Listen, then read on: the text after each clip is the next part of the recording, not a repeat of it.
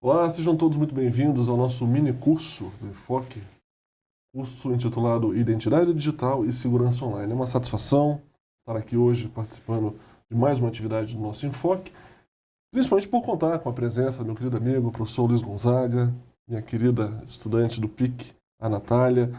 E hoje a nossa intenção é trabalhar com os senhores um tema que diz respeito ao nosso dia a dia, à nossa rotina, à nossa vida digital e os perigos que ela pode nos proporcionar em conjunto com os grandes benefícios, né, que correspondem à praticidade das ferramentas digitais que são colocadas à nossa disposição.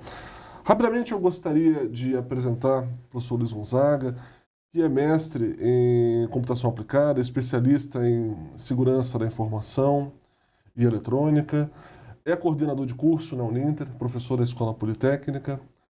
Minha querida pesquisadora Natália, ela é estudante da Escola Politécnica da Uninter, também de Ciência da Computação, é bacharel em Direito, foi aprovado na primeira fase do exame da ordem, em breve será também colega advogada, brilhante pesquisadora, estudante qualificada e que hoje nos brinda com a sua presença, porque também é uma pessoa que dialoga tanto com o direito quanto com a ciência da computação. Então, em essência, hoje o que estamos a trabalhar com os senhores é justamente uma temática bastante abrangente que diz respeito tanto a questões técnicas da própria ciência da computação, das novas tecnologias da informação e da comunicação, e também questões essencialmente jurídicas, que abrangem direito do consumidor, que abrangem direitos à privacidade, a uma série de questões jurídicas que precisam ser compreendidas, afinal de contas, todos nós somos usuários de uma série de tecnologias que podem tanto promover bem-estar, facilidades, quanto riscos, perigos, problemas que podem afetar gravemente os nossos direitos. Então, como estamos aqui para debater uma quantidade bastante grande de assuntos, vamos iniciar o primeiro bloco, meus caros, falando sobre segurança de dados e por que esse assunto é importante, por que ele merece uma atenção muito especial. Natália, eu gostaria de te convidar para começar abordando essa temática, esse bloco um sobre segurança de dados, para em seguida a gente poder debater um pouquinho sobre essa pauta. Professor, eu quero começar agradecendo o convite, agradecendo a presença do professor Luiz, do professor Jailson. E a questão da segurança de dados é muito importante, porque hoje em dia nós existimos não só no plano físico, nós existimos também no digital. Então, o nosso papo não é só sobre direito e não é só sobre TI. É sobre a nossa segurança de transitar nesse ambiente digital com liberdade. Então, a gente não pode falar de segurança da informação sem pensar num exemplo prático. Fica muito mais fácil de entender assim.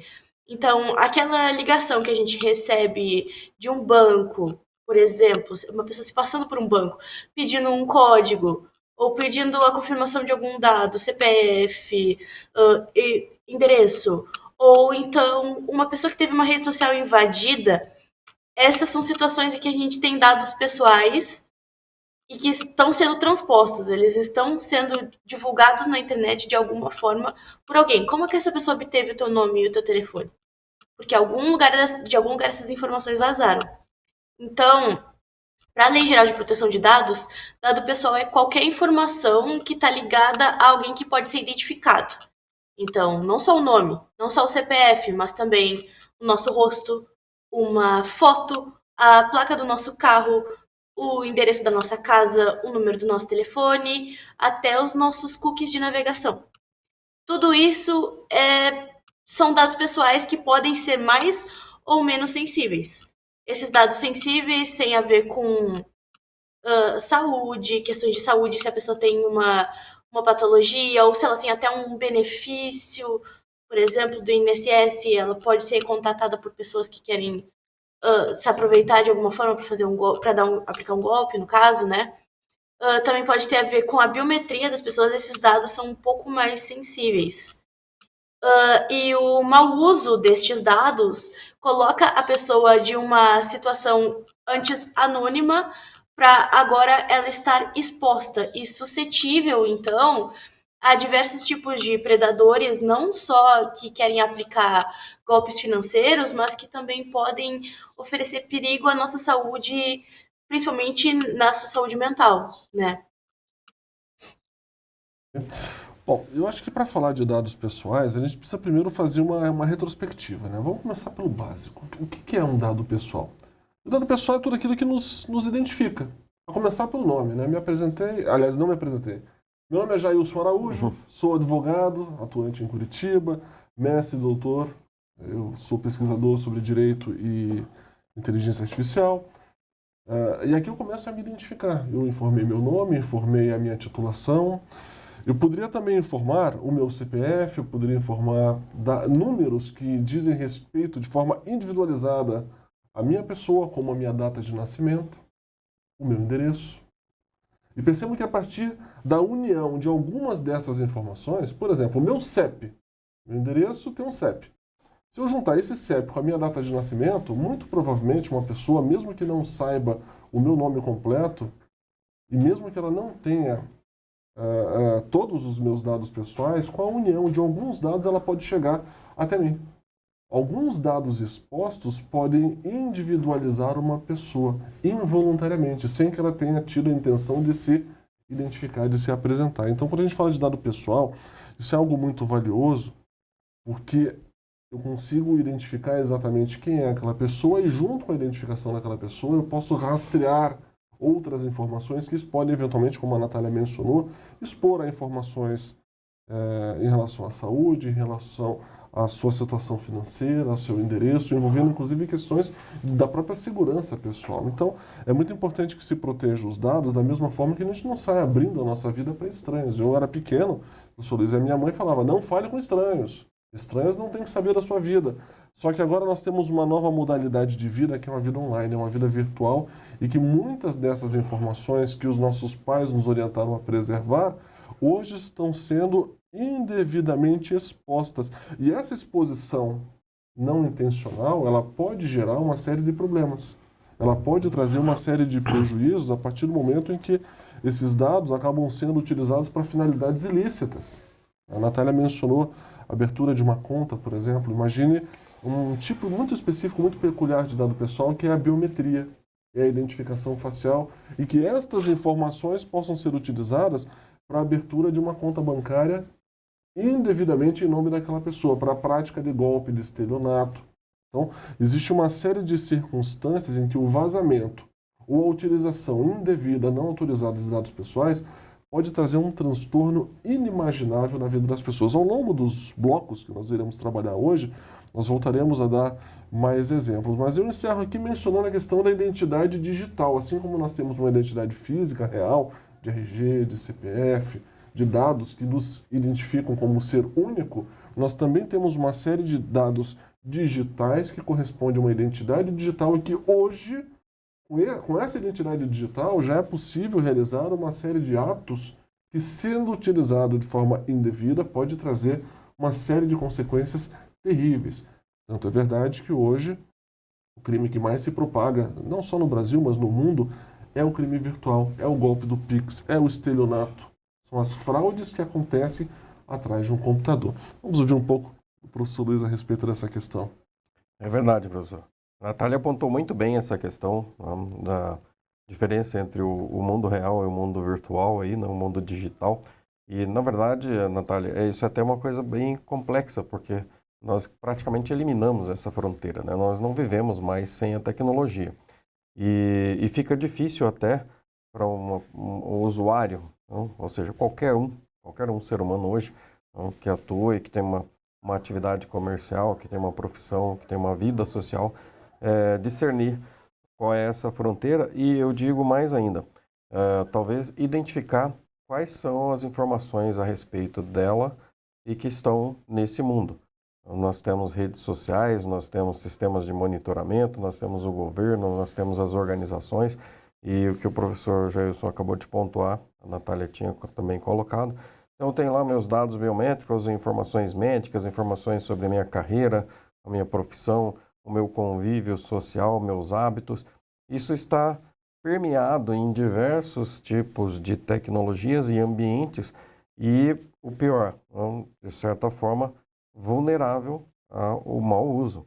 Óbvio que as organizações têm a sua responsabilidade, os governos, as instituições, as pessoas, a sociedade como um todo, E o que eu posso fazer para que eu possa conviver nesse mundo? O professor Jailson citou bem aí a questão dos conselhos, né? Não converse com estranhos, mas quem é um estranho hoje? Alguém que chama você pelo WhatsApp, alguém que faz um comentário num post que você fez no Facebook, alguém que manda uma imagem no Instagram falando de uma viagem e tal, e que você aceitou um convite ou acompanha, está do outro lado do mundo, em que ponto da sociedade essa pessoa está, qual é o perfil, qual é o caráter. É impossível mensurar tudo isso. Então, existe uma montanha de informações a nosso respeito circulando nesse mundo virtual e que pode ter o seu uso mal versado. Pode ser utilizado, por exemplo, para imprimir verossimilhança, um contato. A Natália mencionou muito bem, né?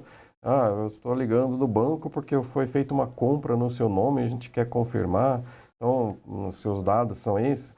Poxa, se tem o nome, se tem o CPF, não, se tem um endereço, ou talvez até o número da conta bancária, embora esses dados sejam pessoais, e a gente pode classificá-los até de certa forma como sensíveis, não? Nem todos os dados são sensíveis, porque muitos deles são públicos. O CPF é um deles, né, professor? Então, a partir da composição dessas informações, alguém pode, a Natália mencionou muito bem, o famoso golpe aí do INSS, que a gente está convivendo ainda com as consequências. Alguém obtém informações a respeito de um aposentado, seja de forma legal ou não, e esse é um outro problema, porque pode ser uma instituição do governo ou uma instituição financeira que não tenha se adequado à legislação ou não tenha tomado todos os cuidados, e alguém obtém essas informações e faz uma abordagem que parece verdadeira, parece um contato de uma instituição, ou seja, ela imprimiu verossimilhança. E mais, né, o crime organizado está se especializando, a gente chama isso de engenharia social, e se especializando em coletar essas informações justamente para dar essa aparência de confiabilidade. E a gente tem um agravante, né, professor? A gente está aí com a inteligência artificial que consegue simular a voz, consegue simular a imagem. Então, é algo que pode, num primeiro momento, até nos apavorar, porque é difícil fazer esse filtro, ele não é binário, não é tão simples, né? Isso aqui é verdadeiro ou isso aqui é falso. Então, óbvio que a gente tem os aspectos da tecnologia que podem nos preservar, nós vamos abordar isso. Nós temos os aspectos da legislação, mas antes de mais nada, o cuidado pessoal. E nós estamos num ambiente, falando sobre pesquisa, num ambiente acadêmico, que é, de certa forma, um dos grandes responsáveis por isso, a educação, a informação, que é o que eu acredito que nós estamos fazendo aqui nesse momento. Exatamente. O senhor mencionou dois exemplos que são fantásticos e dizem respeito ao nosso dia a dia, WhatsApp e redes sociais.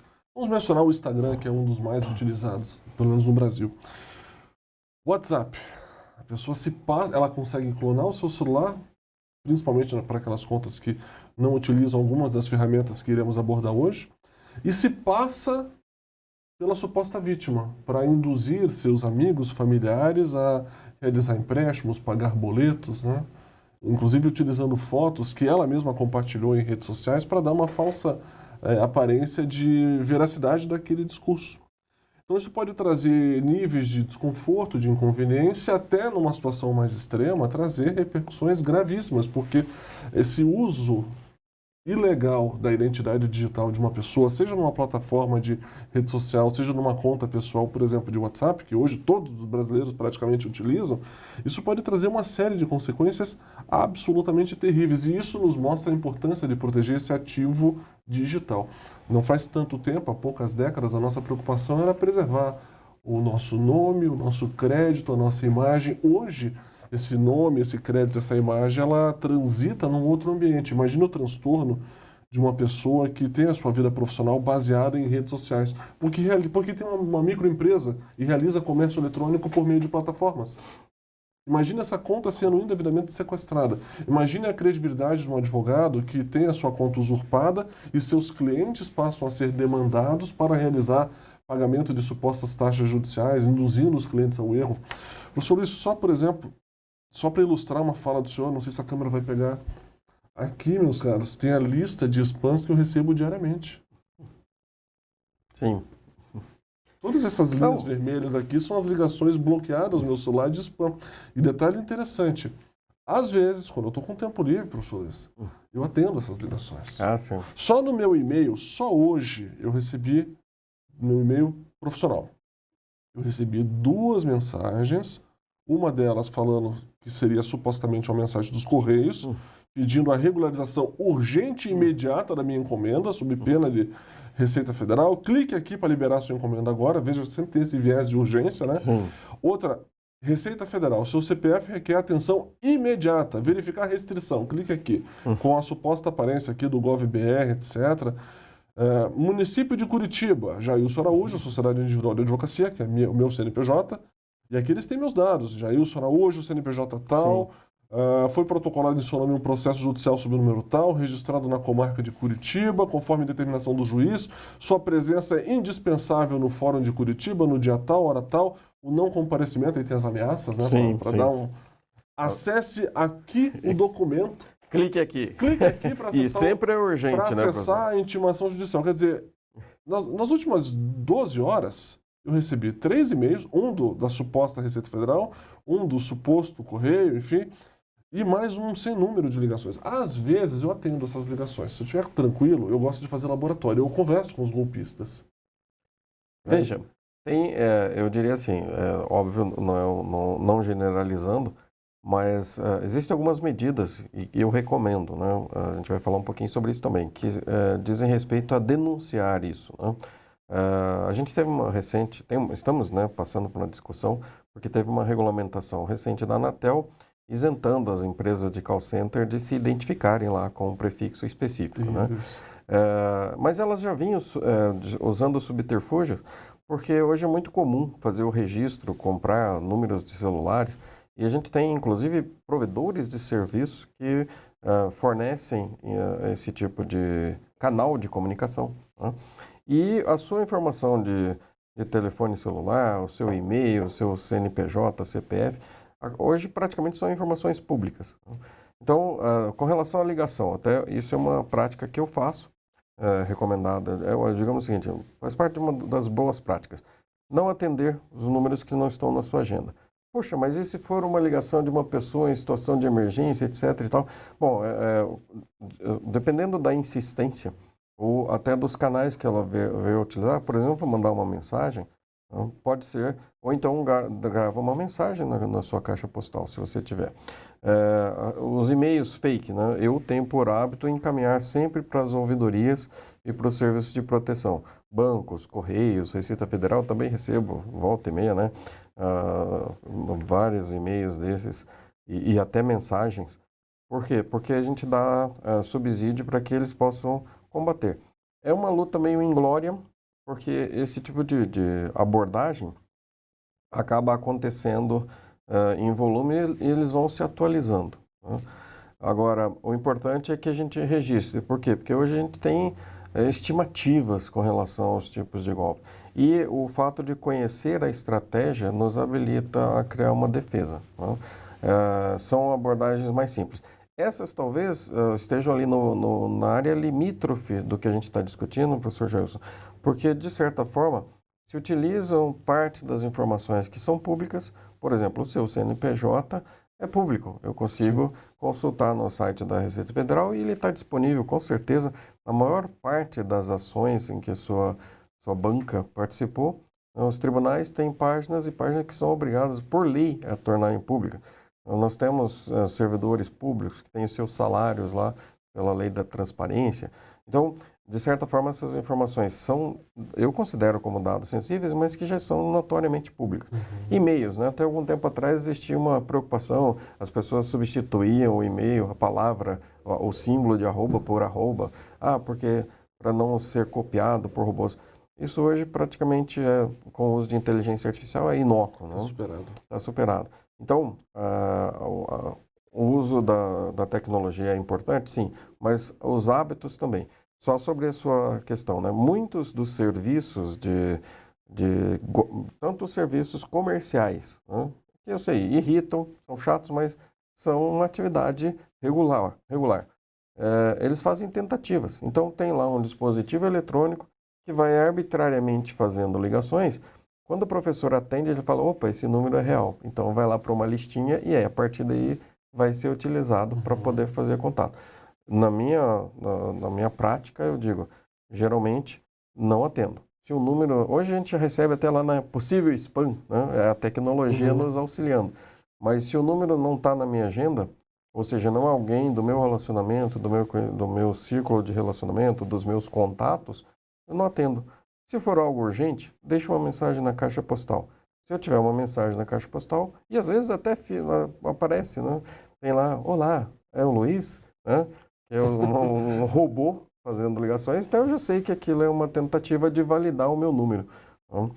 Porque a partir do momento que você atender, você confirma. E é óbvio que isso é uma técnica, é uma prática ilegal, né? Afinal de contas, eu posso suprimir isso, mas de uns tempos para cá, a minha lista de bloqueios começou a ficar tão grande que começou a ficar até lento o celular. A minha também. Então, mais óbvio, isso é o que eu disse, é uma junção aí do que a gente está falando. Parte dessas informações são públicas, esse uso não é legal, né? É uma importunação, né? E se criou a legislação lá para criar o prefixo, né? E até os PROCONs, as empresas de telecom, favorecem o registro de números que nos importunam, mas eles vão mudando muito rapidamente. Não é à toa que o Brasil tem quase 700 milhões de telefones celulares habilitados, para uma população de 220 milhões. Então, eu acredito que nem todo brasileiro tenha 3 telefones em seu nome, né? Então, é uma coisa bastante complicada. Nesse aspecto, aí pontuando, né, eu falei sobre a responsabilidade de cada um dos atores desse cenário.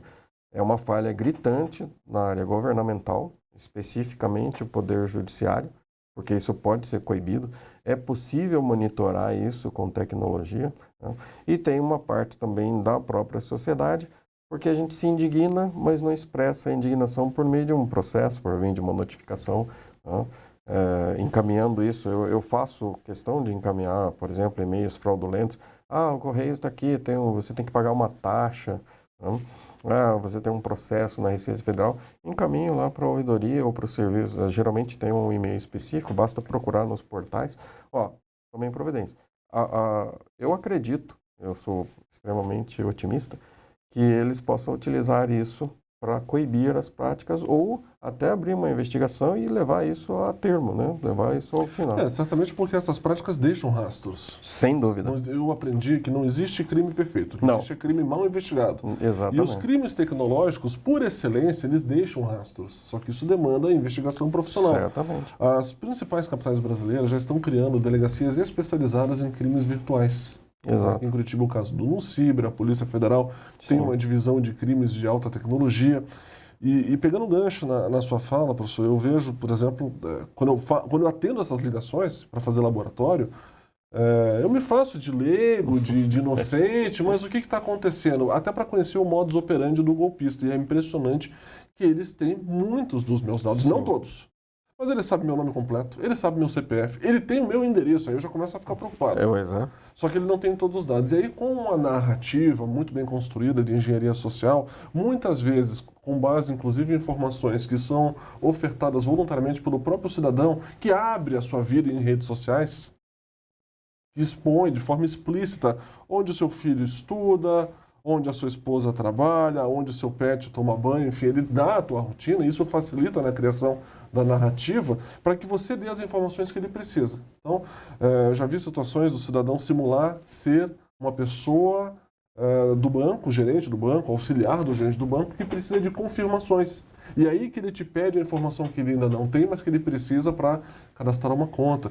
Uma vez eu peguei uma pessoa muito próxima da minha família fazendo uma selfie com o documento na mão. Eu dizia, opa, o que está acontecendo? Na hora, eu percebi que ela estava sendo vítima de um golpe. E ela estava sendo convencida a participar de um suposto recredenciamento do INSS e que para isso ela precisaria fazer uma selfie, mandar uma selfie segurando o documento de identidade, Sim. que é o que os bancos digitais precisam para abrir conta. Exatamente. E isso ele ainda não tinha. Perceba que as pessoas colocam muitas fotos em redes sociais, todo mundo tem rede social. Eu resisti até onde eu pude, recentemente criei uma rede social também, profissional, mas com 20 fotos eu faço um vídeo. Eu escaneio aquelas 20 fotos, digitalizo com inteligência artificial, eu faço aquele conjunto de fotos virar um vídeo, inclusive para atender aquele canal de segurança da movimentação facial. Exato. E olha o problema que nós temos. E isso nos leva ao nosso segundo bloco, né? Senha forte e vida digital segura. Como é que eu crio uma senha segura? E mais importante, como é que depois eu faço para lembrar dessa senha? Porque nós somos ótimos em criar senhas. Aqui na Uninter, nós temos que criar protocolos de senhas longas, e aí volta e meia eu teria chamado para resetar a senha, porque eu crio a senha e amanhã não lembro mais. E esse é um desafio, professor. Como é que a gente faz uma senha robusta para ter uma vida digital, um nível de segurança adicional na nossa vida digital? E como é que eu lembro dela depois? Vamos conversar um pouquinho, quero ouvir a Natália também, Sim. essa questão da senha. Como é que a gente cria uma senha forte? Aliás, Natália, explica para a turma que está nos ouvindo, né, para a nossa audiência, o que é uma senha forte? Bom, uma senha forte é uma senha que seja de difícil acesso para uma máquina utilizar um sistema que basicamente vai roletando os caracteres para tentar formar uma senha. Então, por exemplo, se no meu caso, se eu tenho um pet, vamos supor, eu não tenho um gato, mas se eu tivesse um gato chamado Sushi, tá? O nome do meu gato é Sushi, eu coloco na internet várias fotos do Sushi e a minha senha é Sushi 2522. Fica muito fácil para a pessoa que está tentando craquear a minha conta com já ter 5 caracteres da minha senha. Então, o que é uma senha forte? Ela não faz muito sentido. Ela não é uma informação fácil de craquear.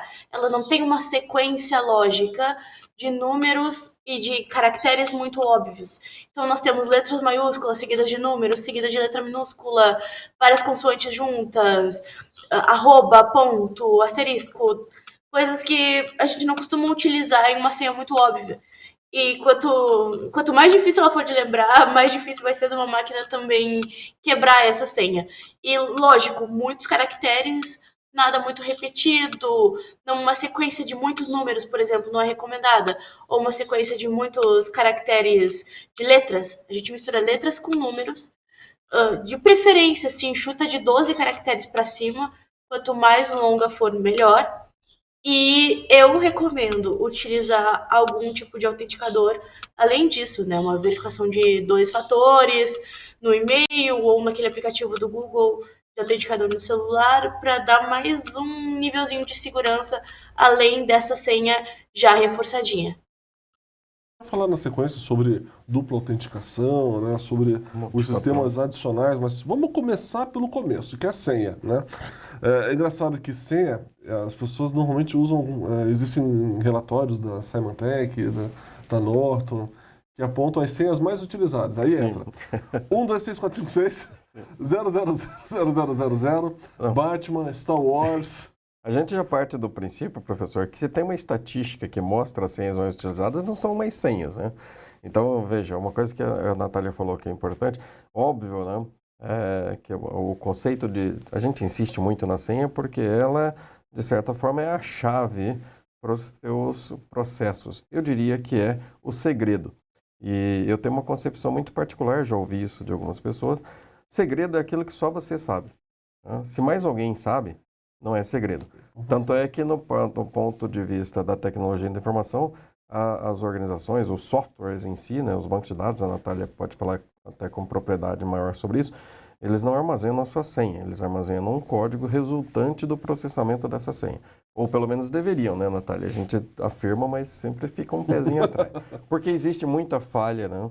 Eu costumo brincar com os alunos, né, a minha área de segurança da informação, eu digo assim, no Brasil a gente tem mais sorte do que juízo, porque, como o professor falou, a gente consegue fazer estatística de senhas mais usadas, ou seja, elas já são públicas, né? Numa palestra, você coloca assim, as 20 senhas mais usadas, aí projeta no slide. Isso. Levanta o braço, quem achou a senha no slide? Metade levanta o braço. Então, veja, o mecanismo, as técnicas para fazer isso variam bastante, né? A gente tem dispositivos com...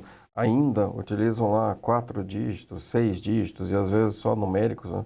Eu diria que quando você for utilizar algum tipo de software, algum tipo de serviço que tem essa característica, não fique com um, não, fique com os 2 pés atrás, né? De preferência não use, inclusive. Mas óbvio, a forma de criar uma senha segura é se basear nisso. O que só eu sei, ou o que aconteceu, um fato, uma pessoa, um evento, ou uma música, etc., que eu tenho comigo, que eu já memorizei. Né? Porque o que a Natália falou é verdade. A gente tem geradores de senha, o professor comentou, eu tenho um mecanismo, olha, tem que ter 4 letras, 2 números, um caractere especial. Meu Deus, o que é caractere especial? Tem que ter um asterisco, um arroba, uma exclamação. Posso pôr uma vírgula não, ponto, talvez. Então, fica confuso. Então, você memorizar isso, 12 caracteres, poxa, hoje dificilmente a gente consegue lembrar o número do próprio celular, né? Então fica bastante complicado. Mas se você associar isso a um processo mnemônico, poxa, olha, eu visitei Natal em 2007. Poxa, quem sabe que eu visitei Natal em 2007? Não sei, talvez as pessoas que moram lá que talvez nem saibam o meu nome. Associar isso, como a Natália falou, até por meio de engenharia social, fica mais difícil.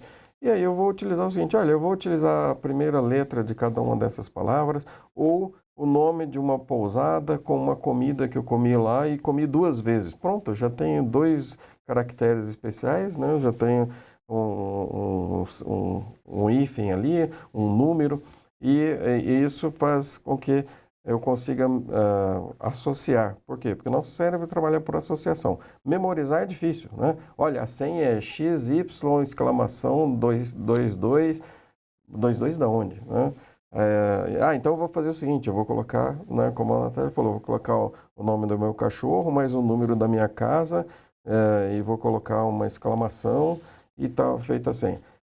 A engenharia social descobre isso muito fácil, né? A Natália falou sobre o ataque de força bruta, que é ir tentando sequencialmente, funciona muito nesses processos que já são obsoletos, né?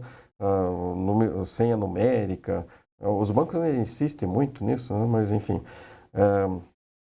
Mas hoje a inteligência artificial, junto com a engenharia social, conseguem verificar isso. Olha, o professor Jailson é casado. Poxa, será que ele utilizou a data de casamento dele ou a data do primeiro encontro que ele já postou, né, na rede social comemorando isso, né? O nome de um parente, nome de filho e tal. Isso é muito fácil de ser filtrado, né? A gente chama isso de técnicas de dicionário. Então eu vou reduzir, como a Natália falou. Se a gente for ver computacionalmente, uma senha de 12 dígitos, os computadores que nós temos hoje para uso comercial, não estou falando nada sobre governo e uso militar, mas os computadores que nós temos hoje, que nós utilizamos no dia a dia, eles teriam que passar décadas tentando essas senhas. Só que eles não vão fazer isso, né? Eles vão reduzir por estatística e probabilidade, usando inteligência artificial e usando os conhecimentos daquilo que a gente já colocou na rede. O professor colocou, poxa, eu estou comemorando 30 anos vivendo com a minha esposa. Opa, eu já consigo saber qual é a data. Então já tem uma data interessante. Essa eu vou colocar no meu dicionário para quando eu for fazer um ataque contra as suas senhas, eu vou utilizar. E detalhe, isso não é mais um ser humano que faz. Não? Então, é feito em profusão, uma quantidade muito grande. Agora, aqueles fatos, como eu disse, eu sempre tenho essa premissa. O que só eu sei? Segredo é só o que eu sei. Não, mas olha, eu cadastrei no sistema. Bom, a gente tem muitas histórias de vazamento de senha. Muito provavelmente esses vazamentos aconteceram porque houve uma inadequação, e aí a Natália pode confirmar isso, do processo que foi utilizado para isso, né?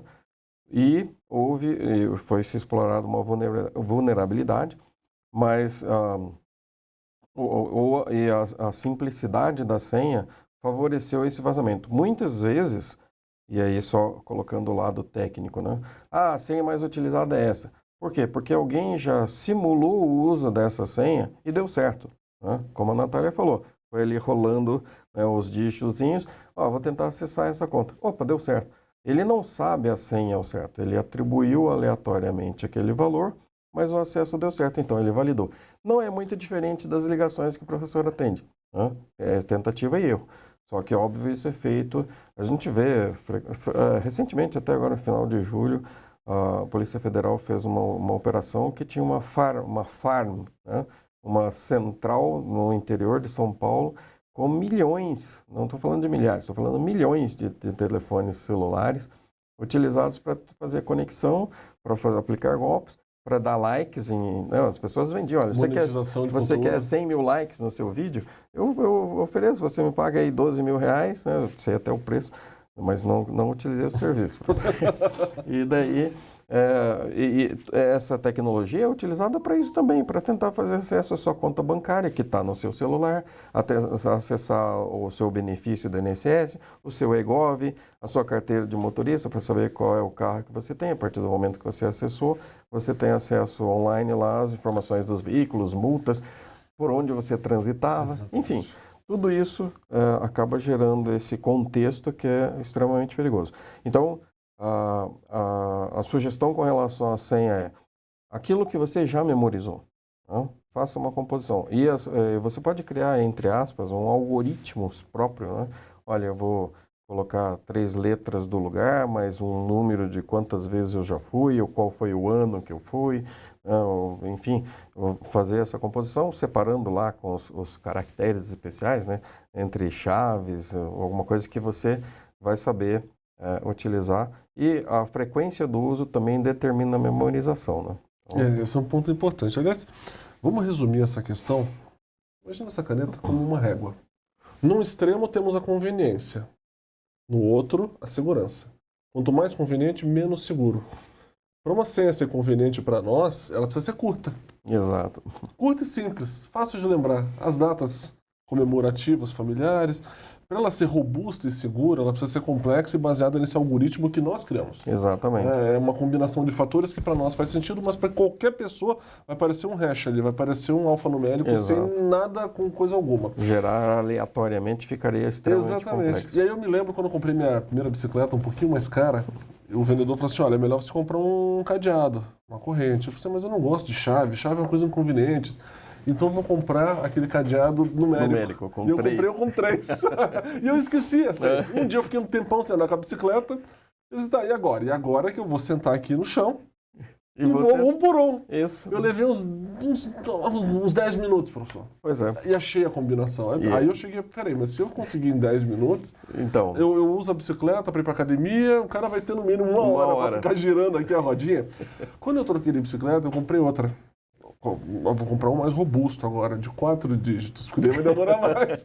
O problema é que eu esqueci e tá lá até hoje sem poder usar o cadeado. Enfim, então essa técnica numérica, em termos computacionais, ela é de uma fragilidade extraordinária, porque enquanto nós temos de 0 a 9, alfanumérico, nós temos o alfabeto complexo inteiro, 26 caracteres, mais os especiais. Quando você coloca isso em análise combinatória, você gera uma quantidade absurda, e quanto mais dígitos...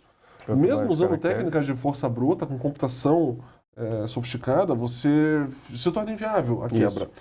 E a Natália citou muito bem a questão do controle multifatorial, né? Ou seja, só a senha? Não, você tem algo mais, um aplicativo, a biometria, né? Os celulares hoje praticamente todos têm reconhecimento de impressão digital, reconhecimento facial.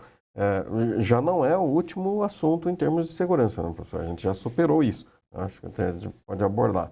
É óbvio que esses mecanismos são mecanismos de dificuldades para se acessar. Não existe segurança absoluta e também, se o interesse for muito grande, né, se você despertar o interesse e o criminoso, a pessoa que está agindo justamente para burlar a lei, vai mensurar o esforço versus o resultado. Sim, né? Então, a segurança também a gente pode classificar dessa forma. A gente tem que dosar a segurança. Tem que ter um nível de segurança adequado para cada coisa. Então, poxa, a senha que eu utilizo para o Facebook tem que ter o mesmo grau de complexidade da minha senha para a conta bancária, para me acessar a minha aposentadoria ou para acessar, por exemplo, o eGov. Não, mas, poxa, se ele acessar o meu Facebook, veja, qual é o grau de prejuízo ou qual é a forma de recuperação que você tem. Então, dosar essa segurança é importante. E eu vou além, porque as pessoas tendem a fazer uma senha comunitária. Né? Isso, era isso então, que eu ia comentar. Poxa, se o Facebook tem a mesma importância do Instagram, do WhatsApp, da sua conta bancária, do seu eGov, do seu serviço, da sua profissão, da rede da empresa que você trabalha, então eu vou usar a mesma senha. Pronto. cada vez que você utilizar a mesma senha, você reduziu pela metade a segurança dela. É como se você tirasse um dígito. Né? Então, se eu utilizei 6 vezes, né, Natália? Eu tenho uma senha de 12 caracteres, ela se torna uma senha de 6. Por quê? Porque é binário isso, né? Infelizmente. E detalhe, eu estou terceirizando e correndo o risco de que algumas dessas instituições ou algum desses serviços não tenham o mesmo nível de segurança. E eles não têm. Né? A padaria, o posto de gasolina, o seu médico, o seu escritório de advocacia tem um nível de segurança que, obviamente, o banco vai requerer muito mais, o governo talvez muito mais. Então, até tecnologicamente, mas a gente está falando aqui de procedimentos operacionais e estou falando de custo. Eles não vão ser os mesmos. Então, por que eu vou utilizar, primeiro, o mesmo critério, já está errado, e segundo, a mesma senha. Aí descambou de vez. Né? Para encerrar esse bloco, mais uma recomendação, 2 recomendações. Primeiro, se a sua senha corresponde a uma palavra que está contemplada num dicionário, ela é uma péssima senha. Porque Exato. você tem mecanismos hoje de indexar o arquivo de um dicionário a um sistema de quebra de senhas. Sim. Então, se a senha é avião, tem avião no dicionário, então em fração de Já segundo era. essa senha vai ser Já derrubada. era. Se a Exato. sua senha corresponde a uma palavra prevista em dicionário, repense a sua senha. Exato. O segundo ponto que eu acho que vale a pena destacar em relação a essa questão de senha, o professor Luiz foi perfeito quando falou, olha, a gente tem que pulverizar as senhas. Uma senha única é sempre uma coisa muito perigosa, né? Então, quanto mais importante for o serviço, mais protegida essa senha tem que ser e mais complexa. E por que agora eu estou falando da palavra proteger a senha? Porque eu já vi colega mandar print de tela, mas o print não é print do celular, é ele tirar foto da tela e na moldura do monitor tem post com senha de sistema. Sim, sim. Não, eu estou te mandando aqui o print da planilha de Excel, ou do texto, do parágrafo, enfim. E aí junto vem aqueles postzinhos, cada post de uma senha de um sistema diferente que ele esqueceu. Ou aquela senha que fica anotada na contracapa da agenda. Sim. Né? Veja, professor, isso é uma coisa interessante, né? A gente tem o que a gente chama dos grupos vulneráveis e talvez dentre eles, né? Falando de crianças e adolescentes, falando dos neurodeficientes e as pessoas idosas, talvez nesse aspecto de senha o mais visado seja justamente as pessoas idosas, né?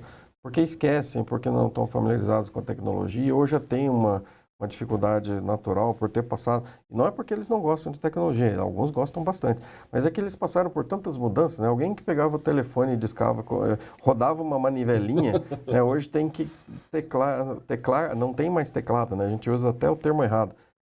Outro dia eu estava conversando com alguém que falou assim, a gente usa o termo discar o número, mas por que discar, né?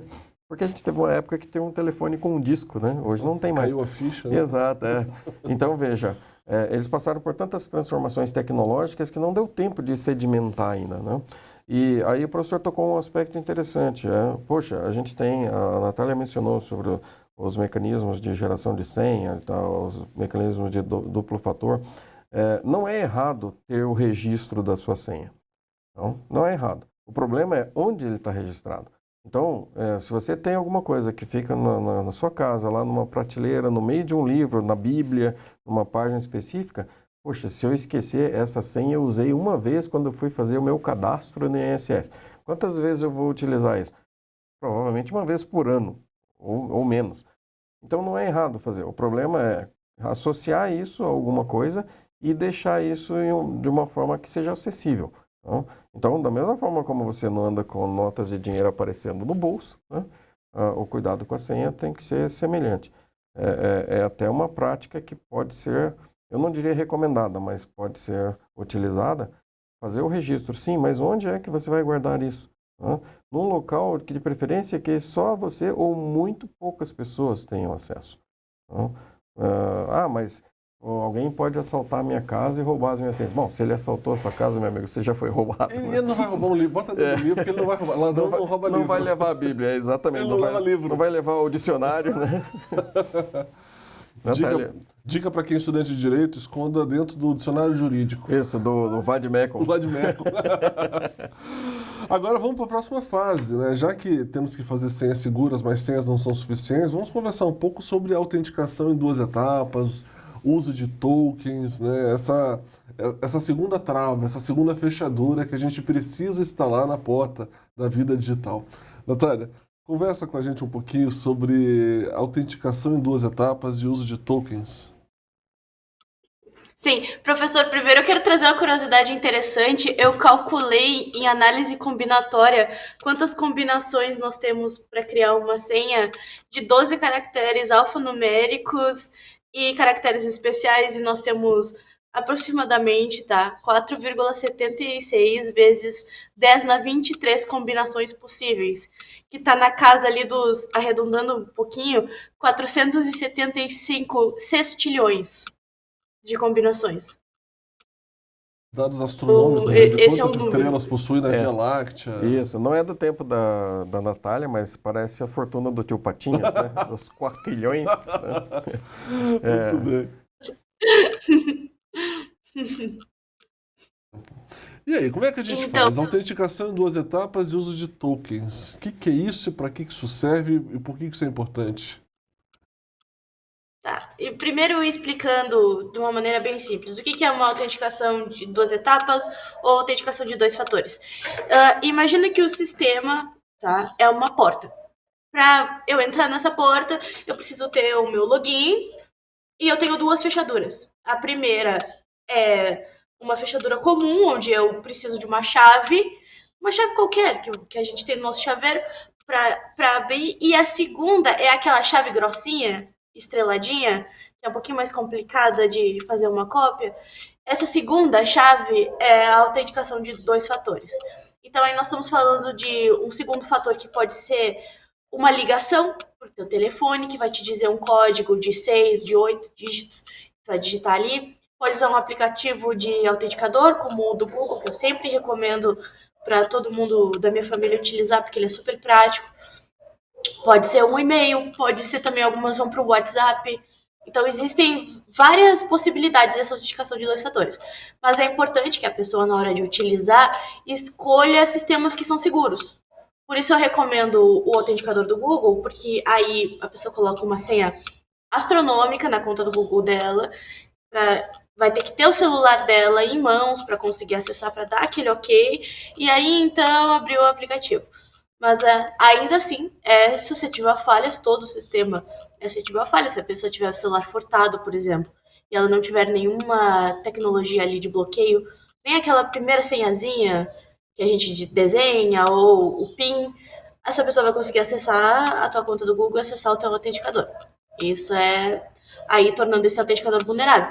A mesma coisa o e-mail. Se a pessoa usa no e-mail a mesma senha que ela usa na conta do Gov, por exemplo, quando a conta do Gov pedir a tua autenticação, o segundo fator de autenticação, a pessoa que está cometendo ali o delito vai conseguir acessar a tua conta com facilidade, tá?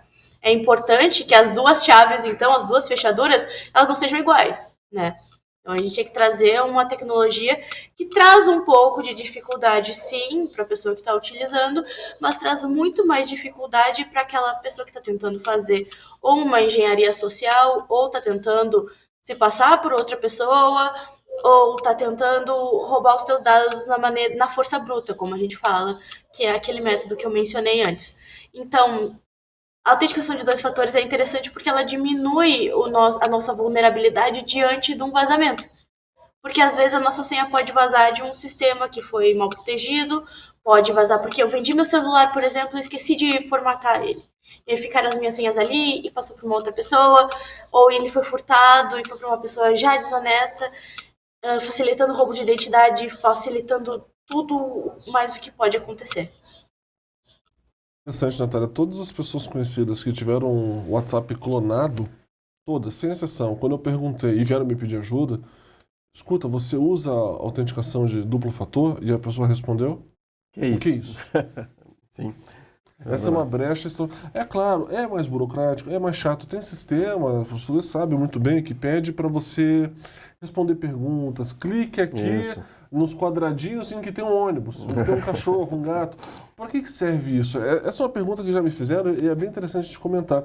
São tecnologias que detectam se existe um humano por trás daquela Exato. tentativa de habilitação, justamente para coibir o uso da máquina para tentar fazer quebra de segurança. Então, quando ele pede para você resolver um problema que não é tão óbvio, é porque talvez aquele algoritmo de inteligência artificial treinado para uma função não vai conseguir desempenhar outras tarefas para além daquilo que ele foi programado. Exato. E aí, quando ele pede a solução de um problema, normalmente é um problema que exige algumas habilidades que são mais difíceis de serem treinadas, né, por meio de um algoritmo. Outro ponto que eu anotei aqui, em relação a essa questão da dupla autenticidade, eu volto à régua. Aqui a régua. Conveniência num extremo, segurança no outro. O que é conveniência? É fazer uma senha simples e curta e só nada mais. O outro extremo da segurança, senha robusta e dupla autenticação, que vai ter outra senha robusta, um outro sistema que não coincide com aquele primeiro. Eu achei o exemplo da Natália extraordinário, de que adianta ter duas tetras na minha porta se as duas abrem com a mesma nicho, chave, com a mesma chave falsa. Então eu preciso ter um duplo sistema distinto justamente para que, se uma camada for rompida, uma barreira for rompida, a outra possa sustentar a segurança do consumidor, do usuário. Ou desmotiva, pelo menos, uma tentativa, como ela mencionou, né, de fazer... Como eu falei, sempre o criminoso, as ações criminosas, elas sempre vão ponderar, né? A facilidade versus o resultado. Então, criando uma dificuldade adicional, eu vou desmotivar. Ou, como o professor mencionou, né, o uso dos CAPTCHAs, as formas de identificação, se há um mecanismo automatizado tentando fazer isso, também isso é mensurado, porque computação custa caro, né? Processamento acontecendo custa caro. E esse custo inviabiliza. Hoje nós temos a nossa segurança, de uma forma geral, baseada no que nós denominamos o custo computacional. A Natália mencionou o número aí, né? Os sextilhões, gostei, viu, Natália? Esse eu não conhecia, mas enfim, são trilhões de possibilidades de combinação, e processar isso requer ou um equipamento muito robusto e caro, ou muitos equipamentos, também acaba sendo caro gerenciar. Então, essa desmotivação pode ser propiciada por autenticação multifatorial. E a gente tem vários, né? A gente falou aí sobre a questão de ter senhas distintas, ou token, a própria biometria, né?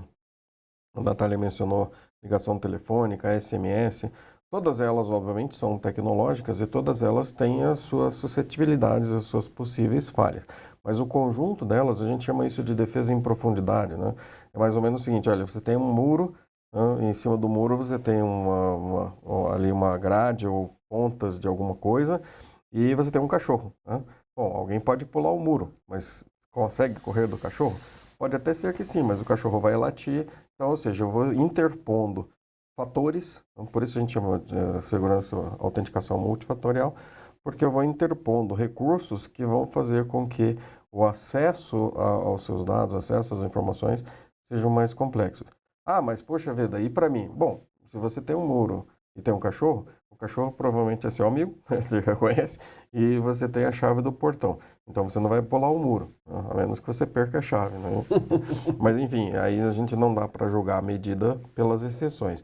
Então, o uso frequente também desses métodos vai impregnando a segurança no nosso modo de agir, né? Da mesma forma, professor, como a gente falar sobre segurança, como nós estamos falando, alertando, mostrando as fragilidades, os golpes, denunciando, vai tornando as pessoas também mais atentas, eu diria não preocupadas, porque nós, né, Natália, nós somos profissionais de uma área que nós queremos cada vez mais as pessoas utilizando, nós trabalhamos para isso.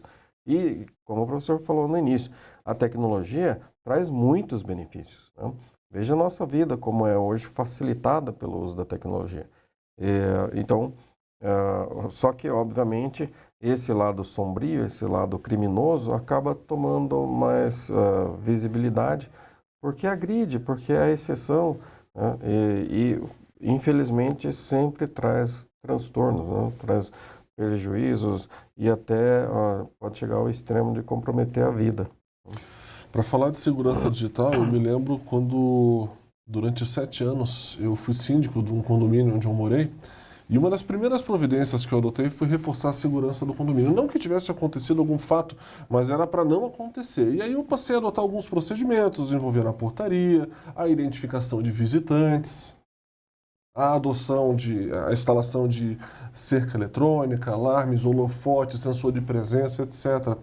E um morador questionou, você quer fazer isso aqui um bunker, isso aqui é uma penitenciária? Eu disse, não estou botando arame farpado, mas eu estou sim adotando mecanismos de segurança para aumentar a nossa sensação de segurança e coibir o comportamento externo. Porque o senhor foi muito feliz quando mencionou, não pode dar muito trabalho, porque se o ladrão quisesse trabalhar, ele era trabalhador, ele não era um ladrão. Então, ele não quer passar por muitas inconveniências para alcançar o resultado. Exato. Aí um vizinho falou, mas se o ladrão quiser assaltar, ele vai assaltar. Eu falei, sim, isso aqui não é o Fort Knox.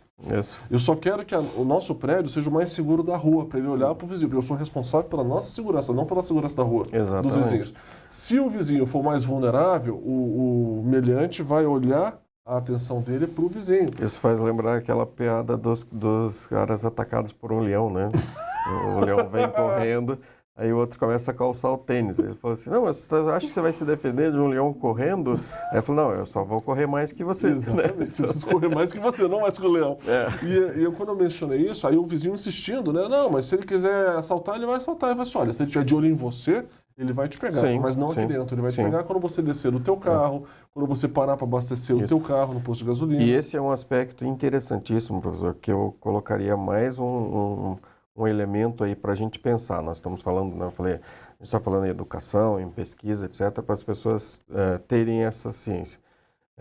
Se um de nós não está seguro, nenhum de nós está seguro. Então, o professor comentou, basta uma pessoa do condomínio ferir as regras. Mas eu estou chegando aqui com um profissional que eu trouxe para fazer um serviço. Tem cadastro, tem registro, é conhecido? Não, eu conheço, eu contratei. Veja, ele já colocou em risco a segurança de todos ali. Então, no nosso ambiente atual, e como a Natália comentou, né, nesse mundo da nossa identidade digital, a segurança precisa ser de todos. Então, dentro de casa, é a segurança da família. No convívio ali da comunidade, do bairro, do condomínio, do prédio, no ambiente de trabalho, isso tem que ser feito em conjunto. E a gente só consegue isso com educação, com informação, mas conscientizando. A ponto, o suprassumo da segurança seria a gente tratar a segurança no degrau mais baixo lá da nossa pirâmide de Maslow. A gente toma água, a gente come, escova os dentes, toma banho todos os dias. E a segurança?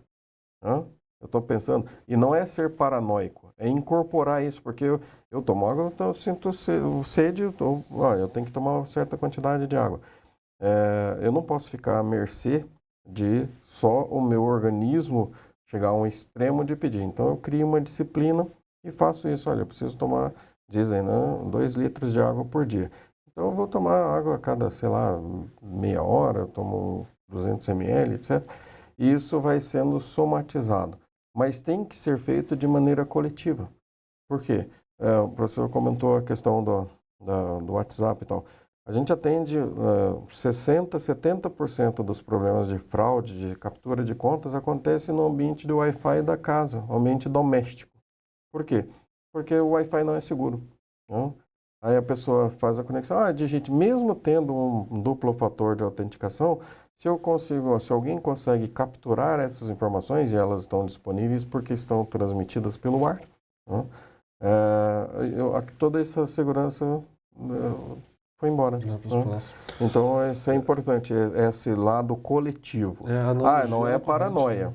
Não é paranoia. Mas o professor contou muito bem. Poxa, você quer transformar isso aqui num bunker ou numa penitenciária. Não. Todos juntos dão solidez, dão robustez à segurança. É a analogia da corrente. A força, a resistência da corrente é proporcional ao elo mais fraco. Exato. Ao elo mais fraco. E é impressionante como algumas pessoas tendem a ser resistentes. A burocracia dá muito trabalho. Sim. Então o meu irmão, para entrar no prédio, tem que se identificar, mas é meu irmão. Sim. E aí você induz o porteiro, constrange o porteiro a não fiscalizar pessoas estrangeiras, sendo que aqui em Curitiba, pelo menos, é frequente as notícias que apontam a pessoa chegar muito bem vestida, aparentando ser um morador novo ou um parente de um morador, principalmente em prédios de alto padrão, né? E a pessoa entra, faz a limpa do prédio e sai tranquilamente dando joinha pro porteiro Sim, e tá tudo bem, levando joias, enfim, um estrago Não, terrível. em épocas ancestrais, né, para não falar antigamente, mas o professor deve se lembrar, a gente utilizava o cartão de crédito para fazer o pagamento e era impresso, né, um comprovante e tal. E eu presenciei, isso aconteceu comigo, né, de estar numa grande loja e eu fui fazer o pagamento, a pessoa do caixa falou assim, pode me fornecer a identidade? Aí a pessoa que estava do meu lado falou assim, nossa, que coisa chata. Ele acha que você é ladrão? Eu falei, não, parabéns, dou os parabéns, porque se eu fosse um ladrão, eu não teria a minha identidade. Ou teria uma outra figura, uma foto diferente, que ele poderia identificar. Então ele está cuidando da minha segurança. Exatamente. Né? Por isso que eu disse, esse aspecto social, e aí, infelizmente, professor, a gente tem essa tendência, né? Aí depois eu vou jogar a bola para a Natália. Nós temos a tendência de procurar o caminho mais fácil. Como o professor falou, o caminho da conveniência. Mas a que ponto eu posso trocar essa conveniência ou facilidade pela minha segurança? É simples, é só você medir os problemas que isso pode trazer. Boa. E eles são eternos. Né? Como a Natália mencionou ali, que a gente sabe isso, vazamentos de dados, problemas de uso de identidade, né? Falseamento de identidade. As pessoas, os criminosos vão construindo uma cadeia de informações e depois é praticamente impossível fazer com que isso seja apagado. Né? Pois é, e tem um estudo recente do IBGE, que é a pesquisa TIC Domicílios 2024, que aponta que mais de 90% do acesso à internet se dá via celular. Esse aparelhinho mágico Exato. aqui, o Black Mirror.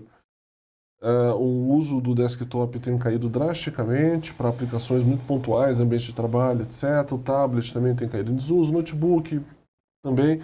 O negócio funciona no celular. Eu lembro de uma fala do professor, do nosso reitor, professor Benhur, isso já faz alguns anos, que ele falou assim, meus caros, ao desenvolver material, se não couber no celular, se não puder ser acessado via celular, esqueça.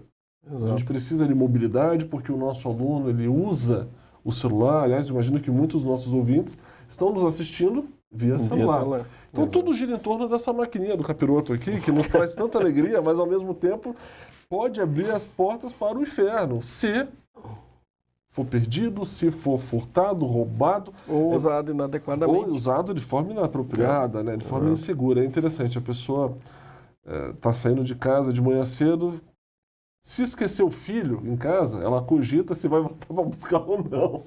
Mas se ela esquecer o celular, ela volta. Com certeza. Imagina um dia desconectado, Natália. Um dia offline. As pessoas vão achar que aconteceu alguma coisa. Morreu? Olha, é impressionante. Vamos ligar no ML, vamos perguntar se você está preso, porque você não responde. A gente até brinca, né, professor? Atualizando o famoso dito lá, né? Cogito ergo sum, hoje é conecto ergo sum. Conecto, logo existo. Muito bem. Bom, então o ponto que eu quero trazer aqui é o seguinte, já que o celular é uma coisa tão preciosa, que é a porta de acesso para esse mundo virtual que faz parte da nossa realidade, como é que a gente evita essas fraudes, esses problemas, esses riscos em relação ao celular, em relação à conta bancária digital, né? É interessante que dinheiro mesmo... Esses dias eu estava dando aula, professor Luiz, e falei para a turma, olha, vocês podem ficar com todo o dinheiro que eu tiver dentro da minha carteira. Que ela não vê uma nota, não vê uma cédula há muito tempo. Há muito tempo. Antigamente a gente usava para tudo. Hoje, nem para dar gorjeta, nem para você dar esmola, você não tem mais dinheiro. Então, até as pessoas em situação de rua já tem uma maquininha. Já tem maquininha. Já tem ou o Pix, né? O QR Code do Pix. QR Code. Então hoje a gente tem uma realidade que o celular é onde está a nossa vida virtual. E o que a gente faz se a gente perder o celular, se roubarem o celular, se furtarem o celular? Existem recursos que podem nos proteger em relação a essa perda, ainda que momentânea, da posse do celular. Eu queria inicialmente ouvir a Natália em relação a essas letrinhas mágicas, né? PIN, e-mail, né?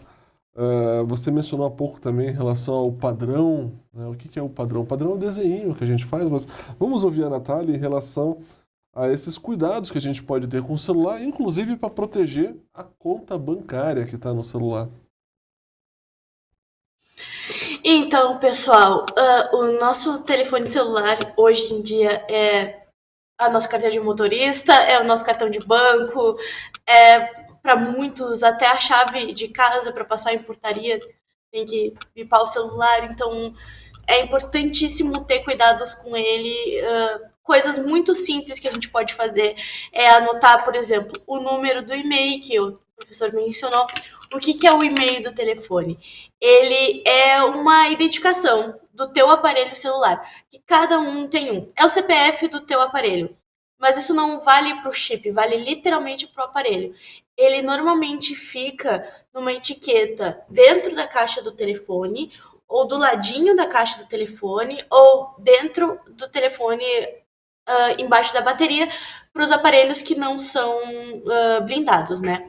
Mas na caixa do telefone tu consegue esse código, e esse código ele possibilita uma identificação e uma localização do teu celular em qualquer lugar do mundo. Então, se ele for furtado, por exemplo, levando esse e-mail até a delegacia, a gente pode então pedir o bloqueio desse telefone, o bloqueio absoluto desse telefone, tá? Outra coisa que a gente pode fazer é evitar o bloqueio de tela por padrão. Eu sei que é divertido fazer o risquinho na tela, eu sei que é legal, mas é muito fácil de uma pessoa copiar. Imagina, se uma criança consegue ver o pai e a mãe bloqueando o celular 2, 3 vezes, ela consegue ir lá e fazer, quem dirá uma pessoa que tá com intenções nefastas, né? Então, eu não recomendo nem o bloqueio por digital, nem o desbloqueio por biometria do rosto, e também não recomendo o desbloqueio por padrão. Por quê? Todos esses são fáceis de replicar. O de biometria já tem tecnologia para quebrar isso. O de digital é extremamente perigoso para situações que eu não quero nem mencionar aqui, mas vocês conseguem imaginar para desbloquear o celular. E então uma senha adequada seria uma senha alfanumérica. Estou te pedindo demais, talvez, mas considera pelo menos uma senha numérica de 6 dígitos.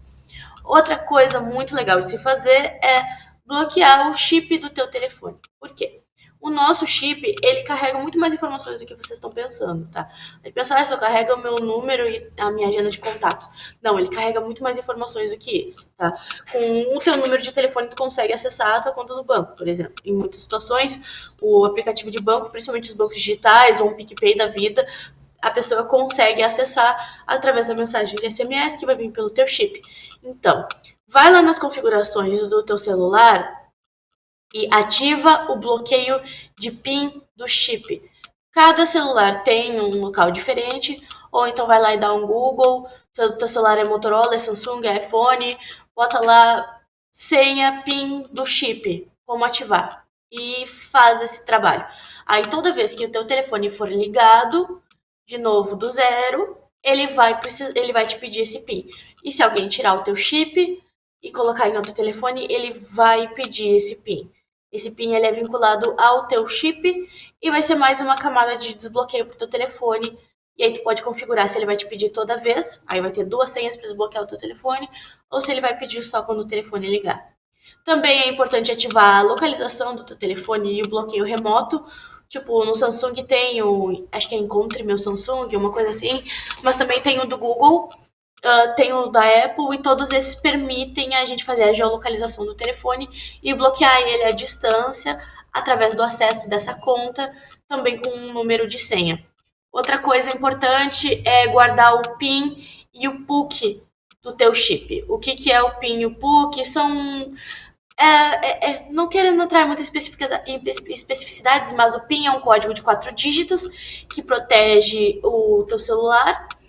E o PUC, ele é utilizado para desbloquear o teu chip caso o teu PIN falhe várias vezes. Então, anota esses 2 números que caso aconteça alguma coisa com o teu chip, depois que ele for recuperado, se ele for furtado, vai precisar desse PIN e desse PUC para desbloquear o teu número. Essas são algumas seguranças extras que a gente pode colocar para evitar que o nosso celular seja invadido ou que ele seja acessado por alguém que venha a furtar ou roubar, ou até uma situação que a gente esqueceu o telefone em algum lugar, Deus livre, e alguém encontrou. Então, vale a pena, aumenta um pouquinho, mas é aquela régua que o professor falou, aumenta um pouquinho a dificuldade do uso, mas aumenta também a nossa segurança.